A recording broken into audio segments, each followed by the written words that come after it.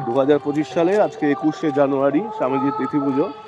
একটু আগে অবধি খুব ঠান্ডা পড়ছিল, শীত করছিল। অবশ্য আমি স্নান করে নিলাম, আমার ঠান্ডা জলেই স্নান করা অভ্যাস, তাই ঠান্ডা জলই করলাম। তারপর এখন আর শীত লাগছে না, বরঞ্চ বেশ রোদের তাপে গরমই লাগছে। আর এখানে এই সোলার সিস্টেমগুলো, তার মানে বিদ্যুতেরও আরও কোনো সমস্যা হওয়ার কথা নয় সারা বছরই। সূর্যের আলো তো অকৃপণ, তাই না? সূর্য তো আর কখনো ফিউজ হয়ে যায় না, বা লোডশেডিংও হয় না সূর্যের।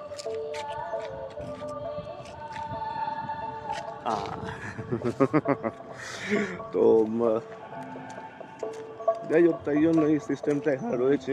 প্রত্যন্ত এরিয়া একটি জায়গায় আমরা এসেছি, এবং 30 বছর আগে সেই স্মৃতিগুলো হাতড়াবার চেষ্টা করছি, কিচ্ছু মেলাতে পারছি না। শুধুমাত্র আমাদের ঠাকুরের, মানে রামকৃষ্ণদেবের মন্দিরের গর্ভগৃহটি দেখে মনে হলো হ্যাঁ ওটি ওরকমই আছে, বাদ বাকি পুরো অঞ্চলটি অন্যরকম। ডেভেলপমেন্ট কীভাবে হতে পারে রামকৃষ্ণ মিশন বা এরকম ধরনের সংস্থাগুলো করে দেখায়।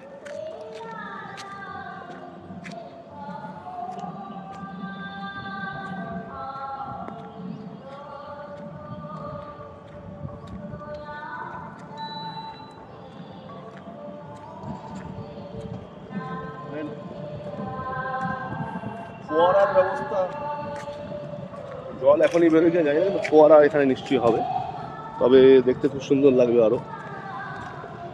একদম স্কুল বিল্ডিং এর কাছে চলে এসেছি, একদম ওপরটা এখনো কনস্ট্রাকশন চলছে দেখছি, 3 তলায়, বাদ বাকিটা তৈরি।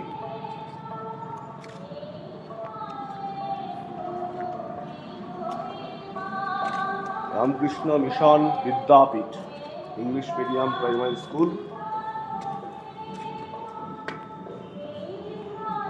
2023 সালে, মাত্র 2 বছর আগে, পুরো 2 বছরও নয়, 14-12-2023 এটি প্রতিষ্ঠিত হয়েছিল।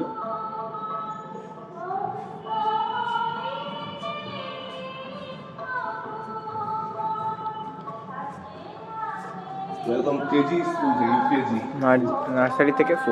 নার্সারি থেকে 4 অবধি চালু হয়েছে এখন ইংলিশ মিডিয়ামটি। এরাই আস্তে আস্তে নিশ্চয়ই আরো উঁচু ক্লাসে উঠবে। বেশ ঝকঝকে তকতকে বিল্ডিং, যেমন আমরা একদম কলকাতা শহরে দেখি সেরকমই জিনিস প্রায় এখানে দেখতে পাচ্ছি।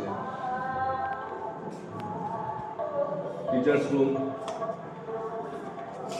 আমি তো প্রাক্তন টিচার, তাই এখানে এখন আর কোনো সম্পর্ক নেই, মানে এখানকার নয়, অন্য টিচার ইনচার্জ ঘর।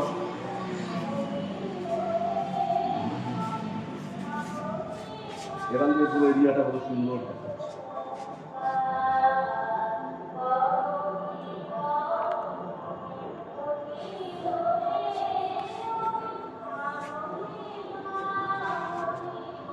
এই ছবিটা হওয়া দরকার।